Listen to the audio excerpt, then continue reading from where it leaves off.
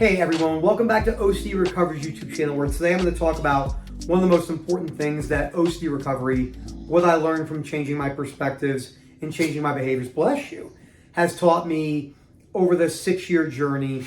I first became chronically latched with OCD in June of 2019, which started out with tinnitus-based fears, which landed me up in the mental hospital with sensorimotor, with blinking, breathing, salivating, saliva, body dysmorphia, hyperawarenesses, which then turned into horrendous fear of rejection with body dysmorphia and a lot of other fears. But the main two ones I went through was self-rejection and then sensorimotor with different variations of that to where I am today, which is recovered. And it's hard to even imagine Daisy. She's the ultimate brat. My sister just came to visit for the first time. She'd never seen mountains like that before. She lived over in Europe for 9 months, but she'd never seen American mountains. And then my in-laws are coming today, and just the gratitude I have for when family's coming. And I was just thinking about, when I was writing down what I wanted to make my video on today, was what's the number one lesson I've learned from going through this journey? And that is the power and importance of taking things day by day and the importance of patience. Before I go any further, please subscribe, hit that like button down below. Let me know what you think about this video. This is an extremely important topic to me. It's definitely an extremely important topic to Daisy, as she loves this topic so much, and she's just gonna stare at me in this crazy cases.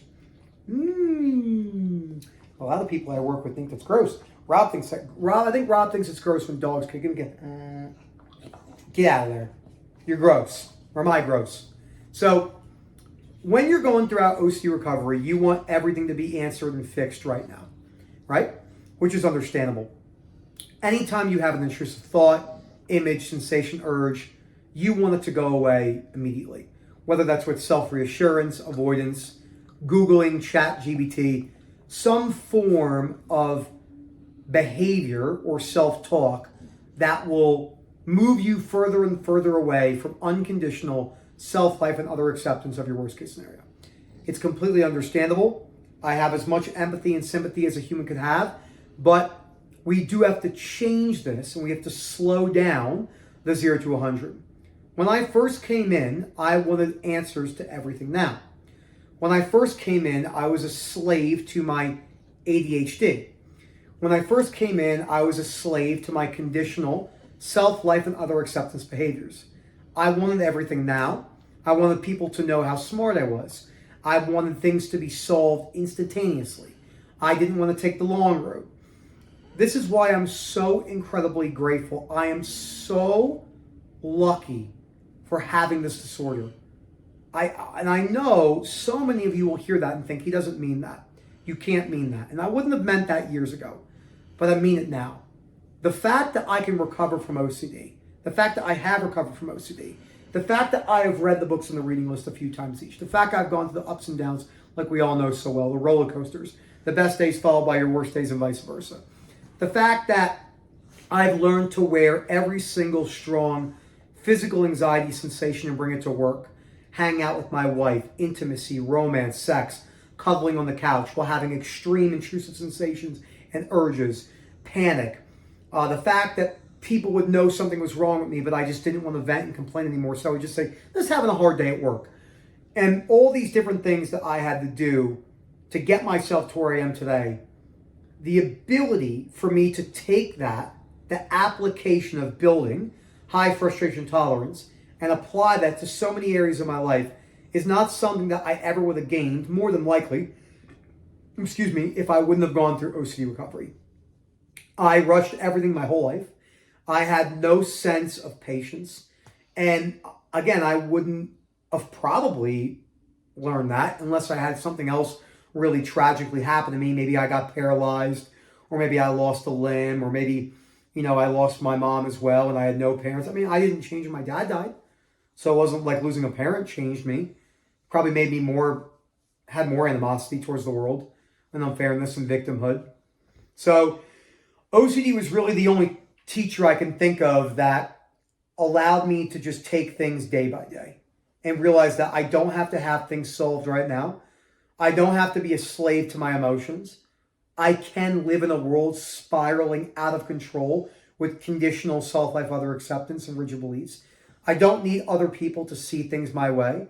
I don't have to force change amongst other people. And I can just live my life and work on things that are good for me and interject myself, my belief systems and behaviors, the things I've learned over years of working with as many people as I have, coming out of this myself and helping other people to reach, their goals of OCD and anxiety recovery or give themselves the best possibility of that. And that wouldn't have happened if I wouldn't have learned to sit with any sort of an emotion and just feel that in my body as if I was being completely overtaken by any illness and go about my day as best as I can. And I'm telling you right now, as impossible as that feels, it is possible. It is possible to train yourself to wear those emotions day in and day out without needing to react to them. Or are you going to get that right off the bat? Absolutely fucking not. There's no way. There's just no way. It's not possible. Can you learn that skill of high frustration tolerance? Like any other skill, you can. So this is what I'm most grateful for. I would not trade my OCD for anything. It has taught me more in life than anything I could ever ask for. I'm extremely grateful for everyone who stuck by me as I went throughout this. And, oh man, if you would have went back to me in 2020 and 21 and said, are you grateful for your OCD? I would have looked at you like you were insane. But now the gratitude I have for having this disorder at a time period where you can get better. Because OCD by itself has no benefits.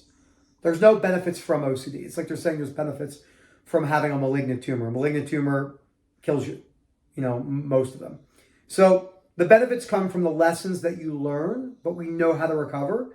And the reason why we all know how to recover is because of Rob Ray and Albert Ellis and other people who have come together. But Rob put everything together for all of us. If there's no Rob Ray, there's no OCD recovery, except for some cases that were sheer luck. So I'm very grateful to Rob, and I'm very grateful for having this disorder. And I'm very, very grateful for Rob for sticking by me when I was stubborn, angry, and wanted things now. So Phil at OCDrecovery.com. Let me know what you think. Hope to hear from you guys soon. And as always, I know, boo-boo. Enjoy the rest of your day.